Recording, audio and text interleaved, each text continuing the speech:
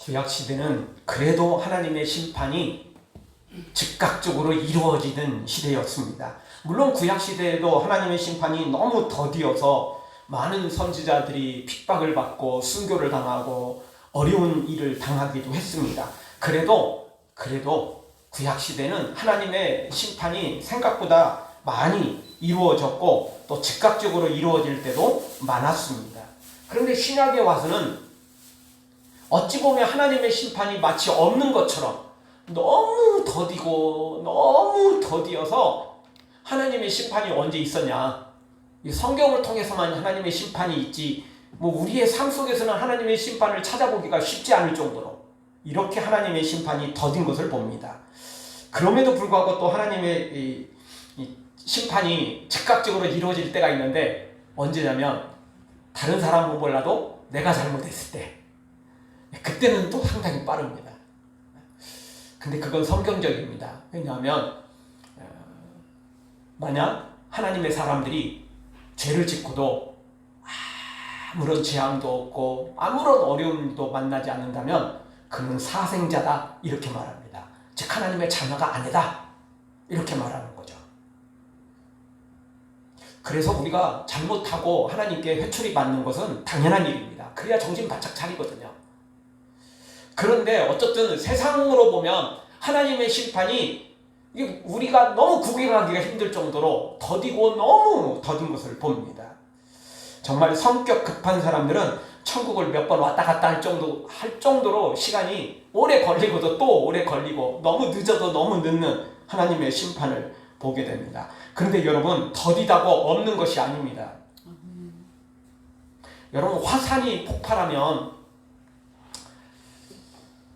상당히 무서운 건데 작은 화산들은 주변만 조금 영향을 끼치고 맙니다. 그런데 큰 화산이 폭발하면 이 화산재 때문에 주변 나라들은커녕 대륙까지, 심지어 다른 대륙까지 번지는 것을 봅니다.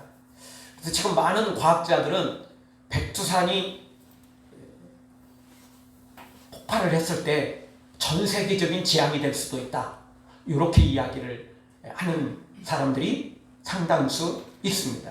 그런데 여러분, 화산이요 폭발할 때 이따금씩 이렇게 폭발도 해주고 또 주변에서 이렇게 조금 이렇게 큰 폭발은 아니더라도 주변에서 이렇게 그 압력들이 빠져나가 줘야 됩니다. 그러면 화산이 큰 화산 폭발로 이어지지 않아요. 그런데 안에 있는 용암이, 안에 있는 압력이 밖으로 빠져나가지 못하고 안에서만 부글부글 막 끓어요. 그러다가 갑자기 폭발하지 않습니까? 그러면 대재앙이 임하는 거예요. 하나님의 재앙도 하나님의 심판도 이와 같아요. 어떻게 보면 구약에서 이루어졌던 이런 작은 또 다른 심판들은 곳곳에서 이루어졌기 때문에 생각보다 큰 심판이 이루어지진 않았어요. 물론 하나님 홍수로 심판하실 때는 참다가 그게 폭발한 거거든요. 근데 그 뒤로는 하나님께서 수시로 하나님께서 여기저기서 하나님의 심판을 폭발시키셨어요. 그래서 그렇게 생각보다 큰 재앙이 임하지는 않았어요. 근데 신약시대 와서는 그게 폭발하지 않고 계속 압력이 쌓이고 또 쌓이고 있어요. 하나님 심판이 이렇게 더디거든요. 그리고 나서 폭발하는 것은요, 이거는 완전 대재앙이에요. 백두산이 그렇게 위험하다는 것은 중간에 폭발한 적이 없다라는 거예요. 옛날 기록에 폭발한 적이 있고 그리고는 폭발한 적이 없어요. 작은 거라도 이렇게 막 이렇게 중간에 이렇게 백두산 천지가 폭발하지는 않더라도 이렇게 주변에서 이렇게 작은 거라도 이렇게 삐져나오고 막 이렇게 해야 되거든요. 그러면 괜찮은데 그런 징조가 별로 없어요. 그런데 알고 보면 안에서는 지금 압력이 계속 쌓이고 있다는 거예요. 하나님의 심판도 그렇습니다. 더디면 더딜수록 알고 보면 더 위험한 상태임을 알아야 됩니다. 사람도 그러지 않습니까? 평소에 폭발 잘하는 사람들은 그러려니 하지만 평소에 조용하다가, 평소에 참 굉장히 인자한 것처럼 보이다가 그런 사람이 한번 폭발하면 보이는 거 없는 거 알고 계시죠? 아무것도 보이지 않습니다. 그런 사람들이 폭발하면 더 무서워요.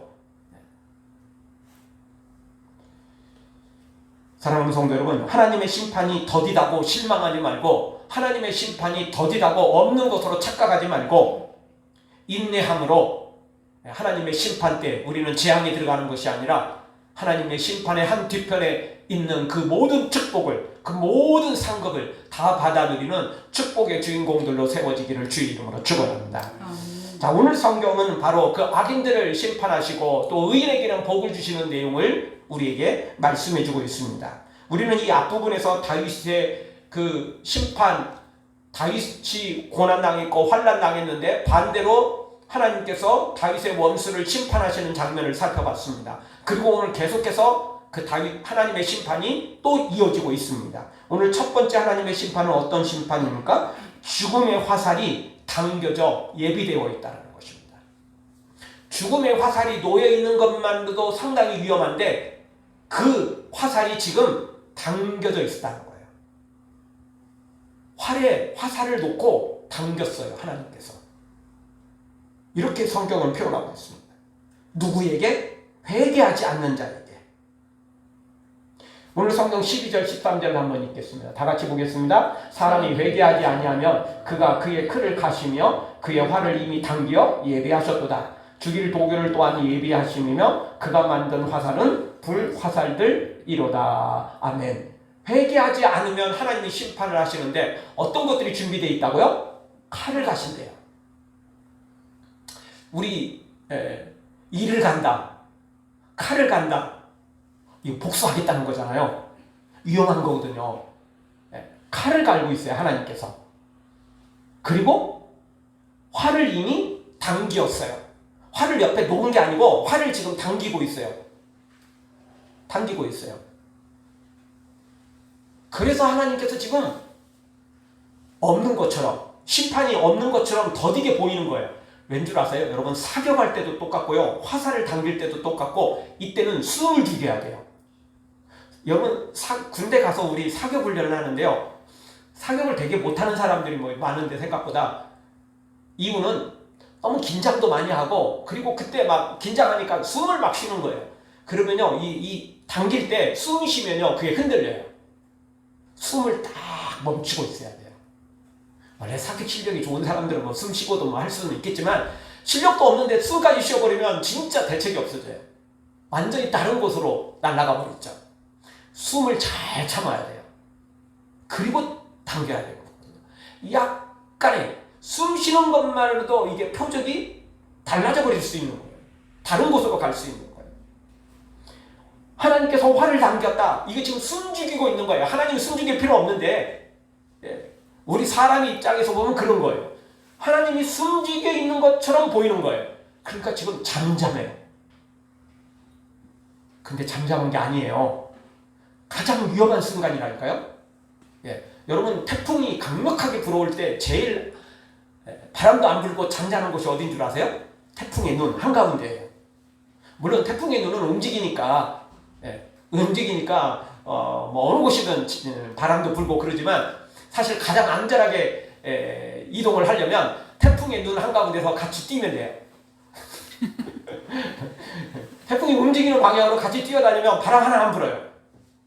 잔잔하거든요. 태풍의 눈은 바람이 없어요. 바람이 없어요. 주변이 이렇게 막 더 날리죠. 뭐 그와 똑같아요. 하나님이 재앙을 내리실 때 하나님 안에 있으면 아무 문제 없어요. 아멘. 근데 밖에 있으면요, 태풍에, 회오리에 휘말리죠. 자동차도 집도 막 날아가잖아요. 난리 나잖아요. 하나님께서 칼을 가시고 활을 이미 당겨서 예비해 놓으셨어요. 이게 엄청난 재앙이거든요. 그리고 13절에도 죽일 도구를 예비하셨대요. 근데 그 화살이 그냥 화살도 아니고 불화살이에요. 불화살. 그럼 불화살이 왜 무서운 줄 아세요? 그냥 화살은 막 내가 맞아야 상처를 당해요. 근데 불화살은 빗나가도 주변을 다 태우니까 내게 화가 닥치는 거예요. 불화살이 그래서 더 무서워요. 근데 하나님은 백발백중이잖아요. 그래서 더 무서운 거예요. 그 누구도 피해갈 수 없어요. 하나님의 화살은 마치 그 화살 안에 레이더가 장착되어 있어서 내가 어디를 피하든지 나를 찾아와요. 일반 미사일은 그냥 가서 그걸로 끝입니다. 그런데 그 안에 레이더가 장착돼 있고, 그리고 그 안에 정말 첨단 기술이 적용되어 있는 미사일은요, 움직이는 것을 찾아가서 격추를 시켜버립니다. 그래서 좋은 미사일은요, 비행기, 상대의 그 전투기를 향해 쏠 때 전투기가 다른 곳으로 움직이면 그 미사일도 그 전투기를 따라간다는 거예요. 그 전투기에 뒤에서 나오는 엄청난 그 열기가 있잖아요. 그거를 따라가는 거예요. 전투기를 그냥 따라가서 격추를 시키는 거예요. 어디로 피하든지 그냥 그 전투기를 따라가는 거죠. 그래서 무서운 거예요. 요즘에도 뭐 저 이스라엘 땅에 전쟁이 일어났지 않습니까? 뭐 얼마 전에는 또 이란이 그냥 열심히 쏘아댔는데 그거 뭐 대부분을 이스라엘에서 격추를 시켰지 않습니까? 패트리어트 미사일 이거 그냥 격추를 시키는 거예요. 웬만한 미사일들은 그냥 따라가가지고 공중에서 그냥 격추를 시켜버리는 거죠. 실제 생각보다 피해가 많지 않았어요. 하나님의 불화살은 불 자체로도 무서운데 절대 피할 수 없어요. 어디로 피하든 땅끝으로 피하든 뭐 어디 땅속으로 들어가든 하나님의 불화살은 끝까지 따라옵니다. 절대 피할 수가 없어요. 그렇게 무서운 불화살이 지금 원수에게, 악인에게, 악한 자에게, 회개하지 않는 자에게 임하고 있다는 것입니다. 그래서 그 누구도 피해갈 수 없어요. 여러분, 다윗이 골리앗을 물리칠 때 물맷돌 하나로 그의 이마를 맞춰서 쓰러뜨려 버렸잖아요. 기절시켜 버렸잖아요. 그리고 그의 칼을 빼서 그의 목을 쳐버리지 않습니까? 물맷돌 하나로도 골리앗을 무너뜨리는데 하나님의 불화살이 당겨져 있는데 누가 피할 수 있겠어요? 다윗의 물맷돌 하나도 피할 수 없는 사람이 어떻게 하나님의 불화살을 피할 수 있겠습니까? 백발백중인 것입니다. 이미 하나님이 겨냥을 했다는 그 순간부터 이미 끝난 인생인 것입니다. 여러분, 고구려를 건국한 사람이 주몽이잖아요. 주몽의 이름이 뜻이 뭔 줄 아세요? 활 잘 쏘는 사람입니다. 주몽 이름의 뜻이 활 잘 쏘는 사람. 그래서 주몽의 후예들이, 우리나라 사람들이 양궁을 그렇게 잘하는가 봐요. 옛날 올림픽 때 보면 다른 대회 때는 그런 걸 잘 안 쓰는데 올림픽 때는 옛날에는 그 한 가운데 이게 관역이 있지 않습니까? 그 안에 뭘 장착했죠? 카메라를 장착했어요. 근데 우리나라 선수들이 얼마나 잘 쏘는지 대회만 하면 카메라를 몇 번씩 깨먹는 거야. 그 카메라가 얼마나 비싼 카메라인지 몰라요. 방송용 카메라거든요. 핸드폰에 있는 카메라 아닙니다. 엄청 비싼 고가입니다. 그래서 몇 번 그거 깨먹고 난 다음에는 지금은 카메라 안 답니다. 너무 그게 비싼 카메라인데 우리 선수들이 너무 잘 깨먹는 거예요. 양궁 실력이 보통 실력이 아니잖아요. 거기다가 우리나라 사람들은 또 그 뒤로 또 더 놀라운 기적을 보여주는데 10점 만점에 그 가운데 그냥 화살이 가서 딱 박히지 않습니까? 근데 그러면 또 그 뒤에 계속 이어서 쏘잖아요. 계속 이어서 쏘거든요. 그 끝날 때까지 이어서 쏘는 건 아니지만 중간에 한번 화살을 빼지만 그래도 이렇게 한 텀이 있거든요. 그때는 쏘게 되거든요. 놀라운 것은 그 10점 만점에 정확히 쏘았던 그 화살 그거를 또 그냥 깨트려 버린다는 거예요. 근데 그 화살은요, 그 IOC 박물관에 그 전시가 된답니다. 연구 보관이 된답니다. 그 화살들은 너무 놀라운 거잖아요. 하여튼 우리나라 사람들은 이 주몽에 의해서 그런지 어쨌든 이게 화살을 너무 잘 쏴요. 정말 대단하죠. 웬만하면 실수하지 않아요. 이거는 뭐 올림픽 금메달을 뭐 한두 번 딴 것도 아니고 연속 뭐 그냥 거의 특별한 일 없으면 우리나라 선수들이 올림픽은 그냥 금메달이에요. 양궁은 다 금메달 따는 거나 다름없어요. 그러지 않습니까? 이 사람의 이런 우리나라 이 화살 실력도 만만치 않은데 하나님이 불화살을 준비했다고요. 진짜 백발백중이에요. 실수 자체가 없어요. 계속해서 그냥 그 카메라 맞추는 거고 계속해서 그 화살 위에 또 화살을 또 맞춰야 되고 또 맞추고 또 맞추고 이게 하나님의 실력이라고요. 빠져나갈 수 없어요. 신약 성경에서도 마태복음 3장 10절에서 이렇게 말합니다. 이미 도끼가 나무 뿌리에 놓였으니 좋은 열매를 맺지 아니하는 나무마다 찍혀 불에 던져지리라. 이미 뿌리에 도끼가 놓여 있다는 거예요. 지금 하나님이 내려치려고 하고 있어요. 어떤 자에게? 회개하지 않는 자에게. 회개하지 않는 자에게. 지금도 역시 똑같습니다. 하나님께서 회개하기를 기다리고 계실 뿐이지 회개하지 않는 자에게 하나님의 심판은 임하고 있다는 사실, 더딘 것 같지만 그것이 더 무섭다는 사실 우리 기억하면서 하나님의 심판은 더디고 없는 것처럼 보이지만 없는 게 아니고 더 강력하게 마지막 심판이 이루어지고 있다는 사실을 기억하면서 우리는 그 심판을 잘 준비하고, 그래서 재앙을 받는 자가 아니라 도리어 하나님의 복을 받아 누리는 하나님의 사람들로 세워지기를 주의 이름으로 축원합니다. 두 번째 주시는 말씀은 하나님은 악인들을 심판하시는데 바로 악인들이 자신들이 판 함정에 빠지게 하신다는 것입니다. 이것이 또 하나님의 놀라운 그 심판 중에 하나입니다. 여러분, 우리가 어떤 좀 어려운 일을 당할 때 어쩔 수 없이 당하는 것은 말 그대로 진짜 어쩔 수 없이 당하는 거예요. 불가항력적이잖아요. 그러면 당하는 게 좀 억울하기도 하고 힘들지만 그래도 그냥 어쩔 수 없잖아 이건.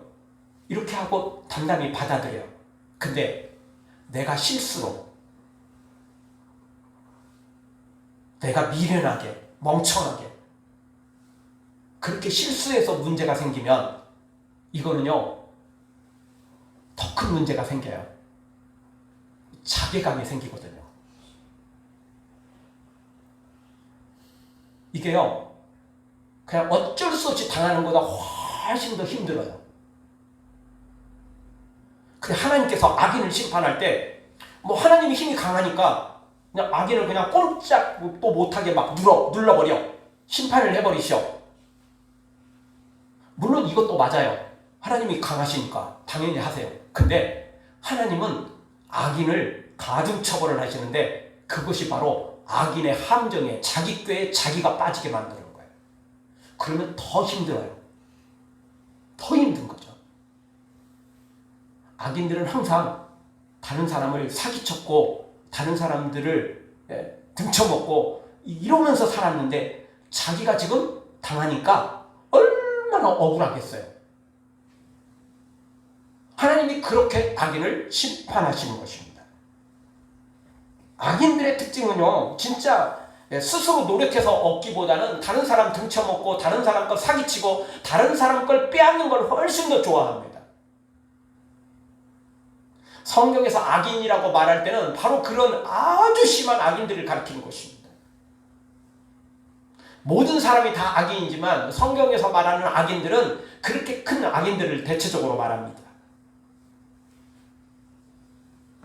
그래서 오늘 성경도 똑같죠. 오늘 14절에서 16절까지 우리 한 목소리 한번 같이 보겠습니다. 악인이 죄악을 낳으며 재앙을 베어 그 거짓을 낳았도다. 그가 웅덩이를 파 만들며 제가 만든 함정에 빠졌도다. 그의 잠은 자기 머리로 돌아가고 그의 포악은 자기 정수에 내리리로다. 아멘. 악인들은 죄악을 낳죠. 거짓을 낳습니다. 근데 이걸 회개하지 않아요. 그래서 어떻게 됩니까? 하나님이 심판하시는데 하나님의 힘으로 심판을 하시기도 하지만 또 다른 심판이 있는데 그게 뭐냐면 그들이 만든 웅덩이에, 그들이 만든 함정에 자기가 빠져요. 이게 가중처벌이 되는 거예요. 16절에는 자기의 그 재앙이 자기 머리로 돌아가고 그의 포악도 자기 정수리에 돌아가는 거죠. 하나님이 그대로 그에게 심판을 하시는 것입니다. 본인들이 행한 그대로 말입니다. 본인들이 행한 그대로 가중처벌이 되는데 믿음으로 행한 사람은 하나님이 30배, 60배, 100배의 복을 주시는데 반대로 악을 행하는 자는 진짜 그만큼 또 심판을 하시는 겁니다. 왜냐하면 하나님이 기다린 만큼 기회를 주신 만큼 잘못이 더 큰 거잖아요. 그래서 가중처벌이 되는 겁니다. 여러분 세상 법정에도 똑같습니다. 초범은 웬만하면 집행유예로 풀려납니다. 큰 것이 아니면. 그렇잖아요. 근데 재범이 되고 세 번째, 네 번째 죄를 또 짓고 또 지면 어떻게 되죠? 가중처벌이 되는 거예요. 하나님이 참고 또 기회를 줬고 또 기회를 줬는데 끝까지 회개하지 않는다? 그럼 가중처벌 되는 거예요. 30배, 60, 100배의 복이 아니고 30배, 60배, 100배의 심판, 재앙이 임하게 되는 거죠. 하나님이 이렇게 심판을 하신다는 것입니다. 악인들은 지금이 최고 좋을 때입니다. 아니, 지금만 좋을 때입니다. 왜냐하면 하나님이 이미 활을 당겨 심판을 하고 계시고 화살을 쏠 준비가 되어 있고, 그리고 그가 판 함정대로 그가 악한 일을 한 그대로 하나님이 되돌려 주시기 때문에 그런 것입니다. 그래서 하나님의 심판이 시작되는 순간 그는 추락하게 됩니다. 지금만 좋습니다. 지금만. 하나님의 심판이 시작되면 추락하는데 날개도 없이 추락하게 될 것이고 낙하산도 없이 사정없이 추락하게 될 것입니다. 하나님은 그때는 진짜 말 그대로 인정사정 봐주지 않습니다. 기회를 줄 만큼 줬거든요. 하나님의 기회는 사람들이 한 것처럼 3세판 정도로 끝나지 않았습니다. 정말 수십 번, 수백 번의 기회를 주시는 거잖아요. 근데 그 주신 만큼 하나님의 심판이 가중처벌이 된다는 걸 알아야 됩니다. 사랑하는 성도 여러분, 악인들의 형통은 지금뿐임을 기억하고 우리 악인들의 형통 부러워하지 말고 하나님의 심판이 눈앞에 있음을 기억하면서 우리는 하나님께서 주시는 복을 받아 누릴 만큼 하나님의 사람들로, 하나님의 순종의 사람들로 세워지는 은혜가 있기를 주의 이름으로 축원합니다. 마지막 세 번째로, 하나님은 악인을 심판하시는데 이번에는 악인을 직접적으로 심판하기보다는 하나님께서 의인에게 복을 주심으로 심판을 하신다는 것입니다. 오늘 17절을 보면 다윗이 하나님을 찬양하고 감사하며 영광 돌리고 있습니다. 왜냐하면 악인을 심판했기 때문에, 그리고 다윗에게는 복을 주었기 때문에 영광 돌리는데, 이걸 악인들이 보면 이게 말 그대로 눈이 뒤집혀질 일이에요. 여러분, 악인들은요 자신보다 타인에게 더 관심이 많습니다. 상대방을 배려하고 뭐 하겠다는 게 아니고, 악인들의 특징은 다 그렇습니다. 여러분, 사람들이 괜찮은 사람들은요 그냥 다른 사람보다 나예요. 하나님 나에게 이만큼 복 주셨어. 그래서 감사해. 하나님이 나한테 이만큼 은혜를 주셔서 그래서 감사해. 그런데요, 믿음이 없는 사람들, 악인들의 특징은 뭐냐면, 내가 이만큼 받았어. 그런데 옆 사람이 궁금해. 내가 이만큼 받았고 조금 행복해졌어. 근데 옆 사람이 보니까 이거보다 더 큰 걸 받았네? 그러면 급 불행해지기 시작해요. 그리고 그걸로 끝나는 게 아니고, 저거 뺏어야지, 저거 사기쳐서 내 걸로 만들어야지, 이 생각을 해요. 악인들의 특징이에요. 악인들은 자기가 가진 걸로 만족하지 않고 다른 사람이 얼마나 가졌느냐, 이것이 더 관심이 많아요. 악인들의 특징은 타인보다 항상 앞서야 되고, 타인보다 항상 높아야 되고, 타인보다 항상 많이 가져야 돼요. 이게 악인들의 특징이에요. 자기가 낮으면 끌어내리고 자기가 적으면 빼앗고, 다 이게 악인들의 특징이에요. 이게 악인들, 진짜 악인들의 이 특징입니다. 그래서 악인이라고 하는 겁니다. 악인들은 남이 잘 때는 꼴을 못 보는데 더더욱 의인들이 잘 때는 꼴은 죽어도 못 봅니다. 근데 누가복음 16장에 가보면 이 부자와 거지 나사로의 비유가 나오잖아요. 둘 다 죽었어요. 둘 다 죽어서 부자는 지옥에 떨어졌고 나사로는 천국으로 올라갔어요. 근데 이 지옥에 떨어진 부자가 눈을 들어 봤더니 나사로가 보이는 거야. 근데 나사로가 아브라함의 품에 안겨져 있어요. 그 아브라함의 그 표현은 이스라엘 백성들이 아직은 예수님, 하나님 제대로 인식도 못하고, 그렇지만 아브라함은 최고로 여겼으니까 그냥 아브라함의 품에 안겨있다, 이렇게 표현하는 거예요, 사실은. 그걸 우리식으로 표현하자면 예수님 품에 안겨있는, 하나님의 품에 안겨있는 나사로의 모습이 보인 거나 다름없죠. 구체적으로 한번 봐보죠. 누가복음 16장 23절. 그가 음부에서 고통 중에, 지옥에서 지금 고통에 지금 시달리고 있죠. 심판을 받고 있는데, 근데 이 심판으로도 만만치 않아요. 그런데 더 큰 심판, 가중 심판이 있는데, 그게 뭐냐면 눈을 들어 멀리 아브라함과 그의 품에 안겨있는 나사로가 보인 거예요. 이게 더 큰 심판이에요.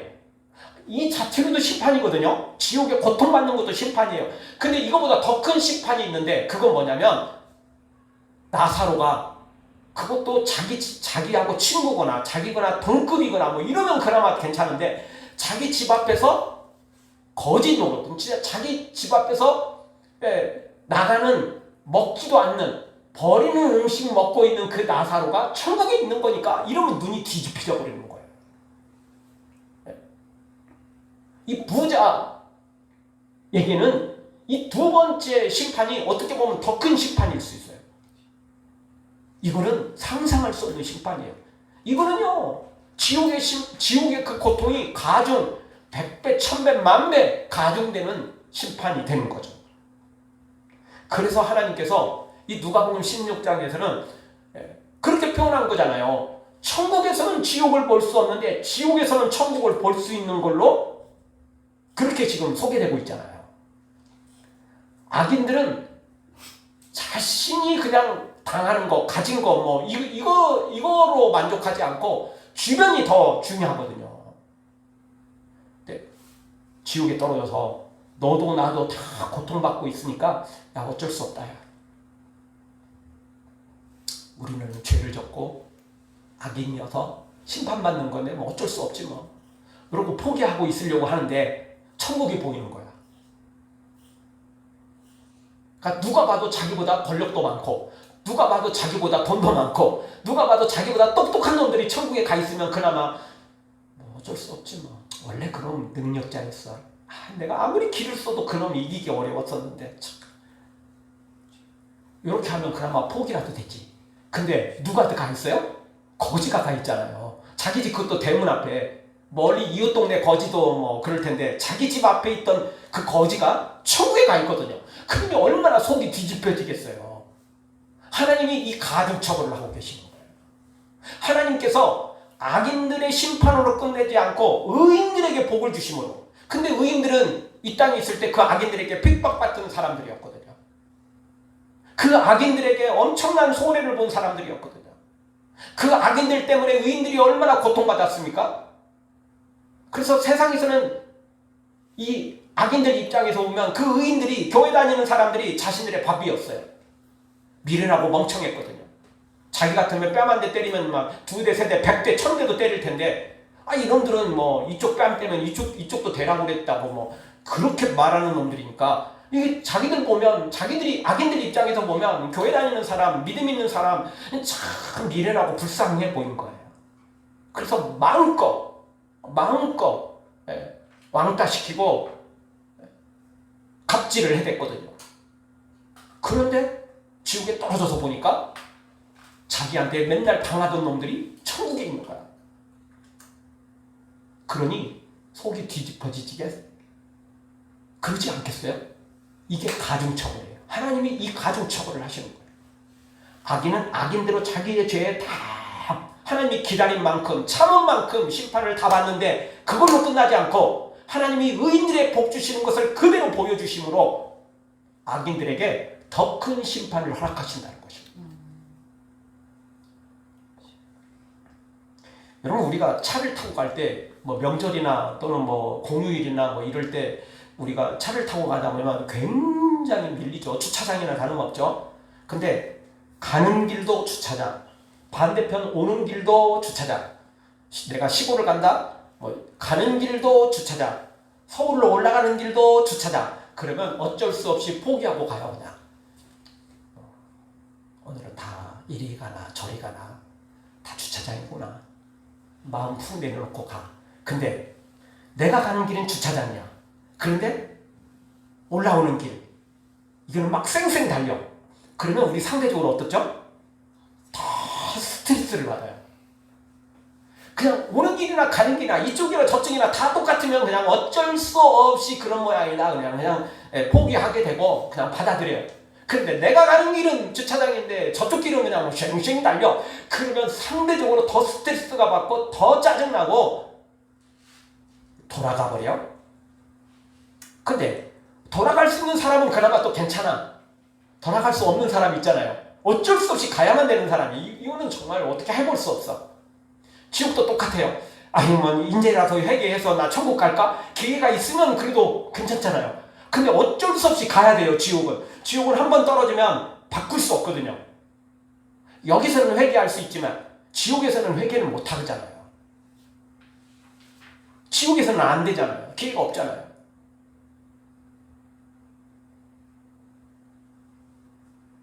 그래서 가중처벌이 되는 거예요. 안 그래도 지옥인데 그런 게 없어도 천국이 안 보여도 지옥이고 천국에 간 사람들이 자기가 형편없이 생각했던 사람들이 천국 가 있는 것 안 보여도 지옥인데 천국이 보이고 자기가 생각하기에 형편없던 사람들이 천국에 가 있는 게 보이고 그들이 엄청난 그 복을 받아 누리는 것이 보이니 가중처벌이 되는 거예요. 이게요. 하나님이 그래서 더디게 심판하시고 심판이 없는 것처럼 보이지만 하나님의 심판이 시작되면 진짜 그때는 진짜 말 그대로 인정사정 없어요. 사랑의 하나님이었는데 은혜의 하나님이었는데 그때는 가장 무서운 하나님, 가장 두려운 하나님으로 드러나게 된다는 것입니다. 반대로 하나님은 의인들에게는 이 엄청난 복을 주십니다.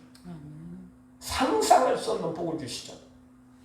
실제 오늘 성경에는 다윗이 이 성경을 기록했고 다윗이 하나님 복 주셨잖아요. 10년을 사울에게 쫓겨다니고 그래서 지금 이 10편 7편을 지금 쓴 거잖아요. 하나님께 기도하면서 하나님이 심판해달라고. 하나님께서 사울만 심판한 게 아니고 그의 가문까지 다 심판했잖아요. 그의 가문이 완전히 절단났잖아요.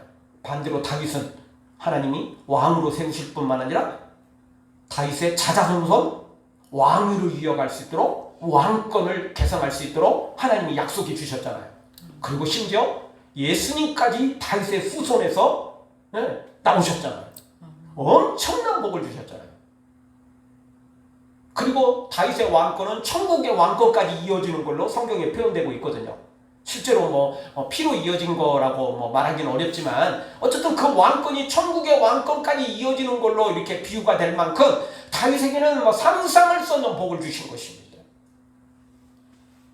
하나님이 이렇게 악인은 심판하시고 의인에게는 반드시 복 주시는 우리 하나님이십니다. 아멘. 특별히 악인은 가중처벌하십니다. 아멘. 그리고 반대로 의인은 우리가 진짜 상상할 수 없는 우리는 이만큼 행했는데 우리는 이만큼 충성했을 뿐인데 이만큼 봉사했을 뿐인데 이만큼 믿음으로 살았을 뿐인데 이만큼 선하게 살았을 뿐인데 하나님은 하늘만큼 우리에게 채워 주실 것입니다. 그 믿음 갖고 우리 모두 악인의 형통 부러워하지 말고 악인은 지금만 형통하고 악인은 지금만 잘 되는 것이고 악인은 지금만 좋아할 뿐이지 이미 하나님의 화살이 불화살이 당겨져 있음을 기억하고 우리 모두 힘들고 어려워도 끝까지 믿음으로 승리해서 하나님의 복을 받아 누리기를 주의 이름으로 축원합니다.